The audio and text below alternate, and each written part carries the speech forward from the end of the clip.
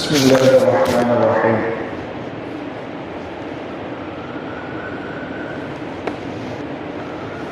குர்ஆனில் கூறப்பட்ட நகரங்களில் ஒன்றுதான் சிரியா என்று இன்று அழைக்கப்படுகிற ஷாம் தேசம்.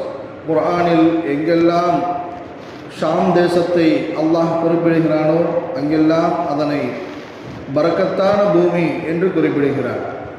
குறிப்பாக 5 இடங்களில் அவ்வாறு பரக்கத்தான பூமி என்று ஷாமை குறிப்பிடுகிறார். وَلِسُلَيْمَانَ الرِّيحَ عَاصِفَةً تَجْرِي بِأَمْرِهِ إِلَى الْأَرْضِ الَّتِي بَارَكْنَا فِيهَا وَكُنَّا بِكُلِّ شَيْءٍ عَالِمِينَ. இன்னும் சுலைமானுக்கு கடுமையாக வீசும் காற்றையும் நாம் வசப்படுத்தி கொடுத்தோம். அது அவருடைய ஏவலின்படி நாம் எந்த பூமியை பாக்கியமுடையதாக்கினோமோ அந்த பூமிக்கும் அவரை எடுத்து சென்றது. இவ்வாறு ஒவ்வொரு பொருளையும் பற்றி நாம் அறிந்தோராகவே இருக்கின்றோம். وَنَجَّيْنَاهُ وَلُوطًا إِلَى الْأَرْضِ الَّتِي بَارَكْنَا فِيهَا لِلْعَالَمِينَ. இன்னும் நாம் அவரையும் அவருடைய சகோதரர் மகன் லூத்தையும் அகிலத்தாருக்கெல்லாம் பரக்கத்தான பாக்கியமுள்ள பூமியாக நாம் ஆக்கியுள்ள பைத்துல் முகத்தஸில் ஈடேற்றம் பெறச் செய்தோம். وَأَوْرَثْنَا الْقَوْمَ الَّذِينَ كَانُوا يَسْتَضْعَفُونَ مَشَارِقَ الْأَرْضِ وَمَغَارِبَهَا الَّتِي بَارَكْنَا فِيهَا. எனவே எவர்கள் சக்தி குறைந்தவர்களாக கருதப்பட்டார்களோ அந்த இஸ்ரவேலர்களை கிழக்கிலும் மேற்கிலும் உள்ள நிலப்பகுதிகளின் அதிபதிகளாக்கினோம். இன்னும் அவற்றிலே பெரும் பாக்கியங்களையும் அளித்தோம்.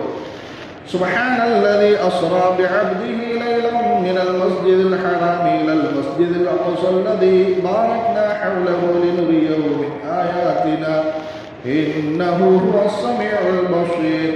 அல்லாஹ் மிக பரிசுத்தமானவன். அவன் தன் அடியாரை பைத்துல் ஹராமிலிருந்து கஅபத்துல்லாவிலிருந்து தொலைவில் இருக்கும் பைத்துல் முகத்தஸில் உள்ள மஸ்ஜிதுல் அக்ஸாவிற்கு ஓர் இரவில் அழைத்து சென்றான். மஸ்ஜிதுல் அக்ஸாவின் சுற்றெல்லைகளை நாம் அபிவிருத்தி செய்திருக்கின்றோம். நம்முடைய அத்தாட்சிகளை அவருக்கு காண்பிப்பதற்காக அவ்வாறு அழைத்து சென்றோம். நிச்சயமாக அவன் யாவற்றையும் செவியுறுபவனாகவும் பார்ப்போனாகவும் இருக்கின்றான். وَجَعَلْنَا بَيْنَهُمْ وَبَيْنَ الْقُرَى الَّتِي بَارَكْنَا فِيهَا قُرًى ظَاهِرَةً وَقَدَّرْنَا فِيهَا السَّيْرَ سِيرُوا فِيهَا لَيَالِيَ وَأَيَّامًا آمِنِينَ.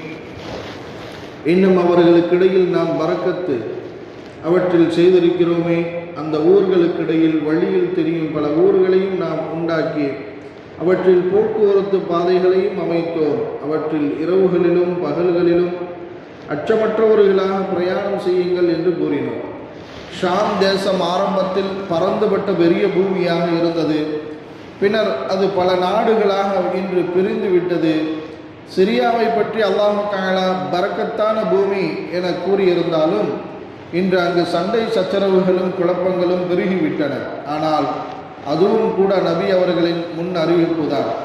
யூதர்கள், கிறிஸ்தவர்கள் மற்றவர்கள் மூலமாக அங்கு என்னென்ன விதமான குழப்பங்கள் ஏற்படும் என ஏராளமான ஹதீஸ்கள் மூலம் நபி அவர்கள் தெளிவுபடுத்தியுள்ளார்கள். ஆனாலும் அந்த குழப்பங்களின் முடிவில் வருகிற வெற்றி முஸ்லிம்களுக்கே வந்து சேரும் என்பதையும் குறிப்பிட்டுள்ளார்கள்.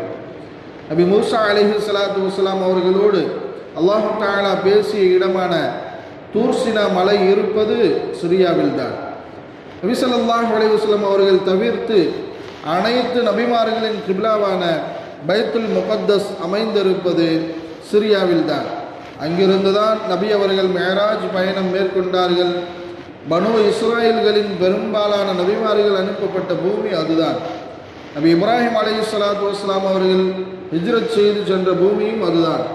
உலகை ஆண்ட நபி சுலைமான் அலைஹிஸ்ஸலாத்து வஸ்ஸலாம் அவர்களின் ஆட்சி பீடம் அமைந்திருந்த பூமியும் அதுதான்.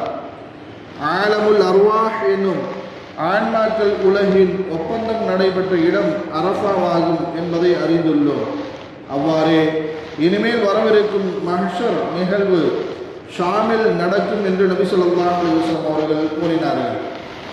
அஷ்ஷாமு அர்ளுல் மஹ்ஷரில் வல் மன்ஷர். ஷாம் தேசம் மனிதர்கள் ஒன்று கூட்டப்படுகிற மஹ்ஷரின் பூமியாகும். மேலும் நபி அவர்கள் அல்லாஹும்ம பாரிக் லனா ஃபீ ஷாமினா, இறைவா ஷாம் தேசத்தில் நீ பரக்கத் செய் என்று துஆ செய்துள்ளார்கள்.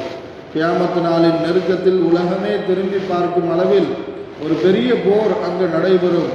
அது அங்குள்ள கௌதா என்னும் ஊரில்தான் நடைபெறும் என்று நபி ஸல்லல்லாஹு அலைஹி வஸல்லம் அவர்கள் கூறினார்கள். மேலும் தஜ்ஜாலுடைய சோதனையை பெரிய அளவில் எதிர்கொள்ளக்கூடிய தேசமாக அது அமையும் என நபி அவர்கள் கூறினார்கள்.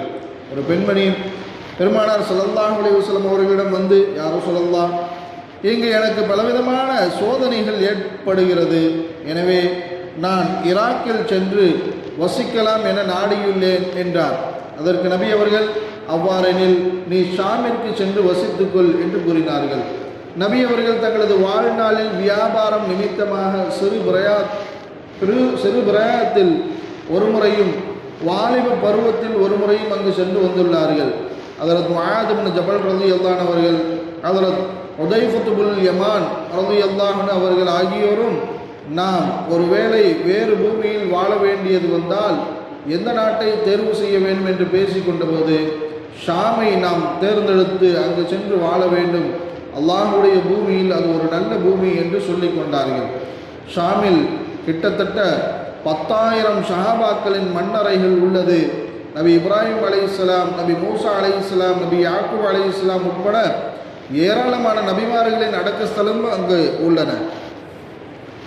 நபி யூசுப் அலைஹிஸ்ஸலாம் அவர்கள் ஷாமில் பிறந்தவர்கள். ஆனால் அவர்களது ஆட்சி மிஸ்ரில் அமைந்திருந்தது. அங்கு இருந்தபோதுதான் அவர்களுக்கு மரணம் வந்தது. அவர்களிடம் வந்த மலக்குல் மௌத் அவர்களது உயிரை வாங்க அனுமதி கேட்டபோது அதற்கு சம்மதித்த அவர்கள், இப்போது இங்கு இறப்பதற்கு எனக்கு சம்மதம்தான், ஆனாலும் நான் பிறந்த பூமியான ஷாமில் அடக்கப்பட வேண்டும் என்று தங்களது ஆசையை வெளிப்படுத்தினார்கள். நபிமார்கள் எந்த இடத்தில் இறந்தார்களோ அங்குதான் அடக்கம் செய்யப்படுவார்கள். அதன் அடிப்படையில் மிஸ்ரில் எகிப்தில் மரணித்த நபி யூசுப் அலைஹிஸ்ஸலாம் அவர்கள் அங்கேயே அடக்கம் செய்யப்பட்டார்கள்.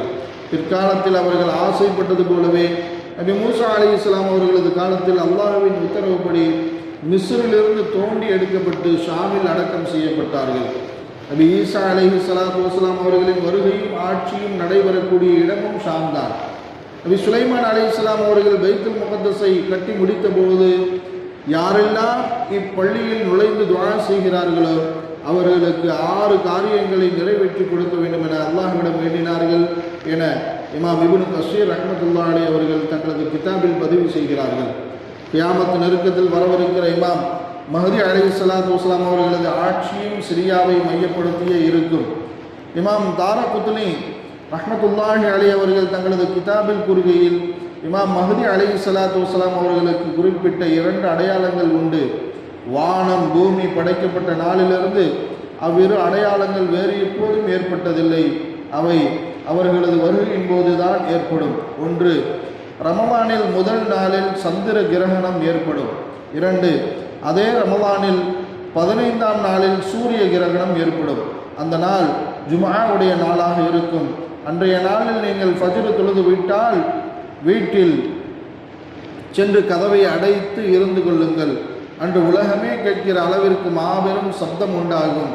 சஜ்தாவில் விழுந்து சுப்ஹான மலிக்குல் குத்தூஸ் என்று கூறிக்கொண்டிருங்கள். இதனால் எல்லா விதமான குழப்பங்களிலிருந்தும் பாதுகாக்கப்படுவீர்கள். அது உலகமெங்கும் அநியாயமும் அட்டுழியமும் நிரம்பி இருக்கும் காலமாகும். இமாம் மஹ்தி அலைஹிஸ்ஸலாத்து வஸ்ஸலாம் அவர்கள் வந்து நீதத்தை நிலைநாட்டுவார்கள். அவர்கள் மக்காவிற்கு வருவார்கள். இருந்தாலும் அவர்களிடம் முதலில் பைஅத் செய்பவர்கள் ஷாம் தேசத்து வலிமார்கள் தான் என்ற ஹதீஸை பதிவு செய்கிறார்கள். அல்லாஹ் தஆலா அங்கு சென்று பைத்துல் முகத்தஸில் தொழக்கூடிய பாக்கியத்தை நம் அனைவருக்கும் தந்தருள் புரிவானாக. அங்கு அடங்கப்பட்டிருக்கும் பல்லாயிரக்கணக்கான நபிமார்களையும் சஹாபாக்களையும் வலிமார்களையும் ஜியாரத் செய்யக்கூடிய பாக்கியத்தையும் நமக்கு தந்தருள் புரிவானாக. வாஹிரு தஅவானா அல்ஹம்துலில்லாஹி ரப்பில் ஆலமீன்.